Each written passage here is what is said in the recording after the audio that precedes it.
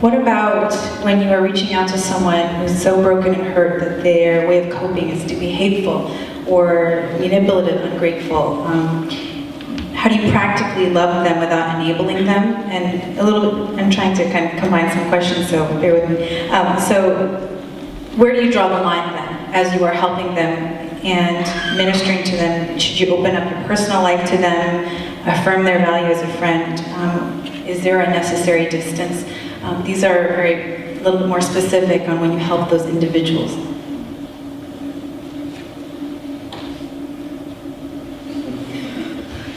Well, I have kind of a different approach again on that, and after beating my head against that wall for many years, I realized we all have different gifts and talents and abilities, and there are people I think that are called to be more in that world and be in the trenches and holding somebody's hand and visiting him in the hospital, and then there are other kinds of gifts. I realized after I've probably been a pastor for 16 years or something like that before I realized that I'm really bad at it, and I don't like it, and just want to baptize people and keep them under the water and things like that. But my approach, I can be who I am and still be fully active in that environment by doing another role to play in that environment there. So again, I'm not answering your question very good, and somebody that's in those trenches every day might have a better point of view, but I put really clear lines around my life today because of that, but the role I play allows people to do that other place, and without me being comfortable in my role, it doesn't allow people to be in the trenches on the other side and be that up close personal. I just did want to say this for the earlier question. I think getting in the place where you're actually getting involved in a mercy situation is some of the things that help you to know who you are. If you don't take these little probes into those worlds, and if you're, I wouldn't necessarily recommend a bunch of the guys wanting to help the prostitutes and driving up to where they are, opening a window and see if you can help them. But working with another ministry where you can really have some coaching and have some people around you, they have credibility already. And that's one of the ways we find out how we're wired and how we process some of these kinds of things. And to me, it's okay if you're not fully engaged on that level. So I think it is definitely a wisdom issue as far as so many things to consider. I think one of the most important things to consider, obviously, is that when we were shown mercy, we were hateful too. I think that's kind of the foundation of Christianity, is that while we were still sinners, while we were enemies, that's when Christ died for us. So I don't think you can ever write off anybody because they're being hateful or being mean or whatever, but there is a wisdom issue on the other side of trying to look at, well, where is the Spirit moving? And maybe the Holy Spirit doesn't want you in this relationship at this point, or considering wisdom of when are you enabling, when is giving money a problem, when is giving bus tokens instead a better idea, or maybe giving nothing. So there's just a lot of things to consider, and a lot of it has to do with knowing that individual person. How much do you know that person? How much can you actually trust that they're telling you the truth? If you're working with someone who's an addict, they're probably telling you a lie.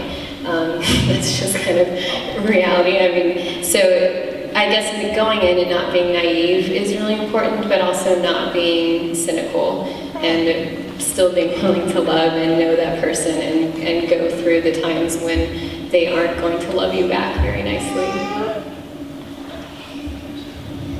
Is there anything you want to add? I mean, I think we have to also ask the question of why does it bother you? And I know that it seems like it's obvious. He's being mean to me, obviously I'm bothered. But I think there are two ways you can be bothered. The first way is that I'm being disrespected and I'm pouring out and the guy's not responding in a way that I want. And so that there's that issue. And if that's your motivation for being bothered, then you really have to examine your heart.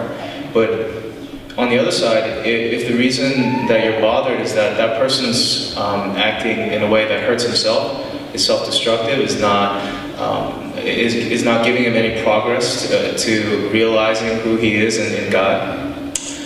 If the motivation is a heart of mercy, then I think that if you're prayerful and the Spirit gives you perseverance in that, and that's where you really feel like God's called you, then I feel like God will bring you through. But I feel like to examine the heart issue of why you're bothered by that is really important. And I think we have to also admit that when we do mercy ministry, that we have this fear of man, and we want this approval from the homeless. And that's something that I realized about myself, is that I expected myself to go out there, start doing mercy ministry, and have just people love me for it. And it doesn't happen that way. And so I think self-examination is the first step to kind of figuring out where you need to go from there. Spent many years struggling with addiction to crack, and then she was delivered out from that, and she has become a deacon now, and she's been spending last couple of years doing community organizing in the neighborhood. But one of the things that she says, I mean, she knows everybody, and everybody knows her in the neighborhood, but you know, some of us who kind of don't have the same kind of experience, you know, sometimes we would be like, oh yeah, you know, and she would always be like, don't give them money, do not give them money. You know, that's one of the things that she says all the time. And she knows what people are going through and knows their situation. And you know, sometimes we're naive to gooders, and you know, just kind of, oh yeah, you know, I want to feel good about what I'm doing. And but it's a tradition of tough love. You know, being very realistic about where people are, and yet you don't give up on them. You don't give up on them. You hold out hope for people, and you are willing to walk with people, and you're going to tell the truth. And sometimes truth hurts, and you know, sometimes it's going to sound harsh, but you are going to. But you're committed. You know, you don't just tell people off and walk out, but you're there for the long haul. And then that's when you see some miracles happen, because some people that you never thought would change, and they become people who not only get their mind kind of straight, but really become a blessing to other people, and you start to see this. So I think just being committed to speaking the truth in love. That's a very basic thing in Christianity, but I think we need to grow a lot in this.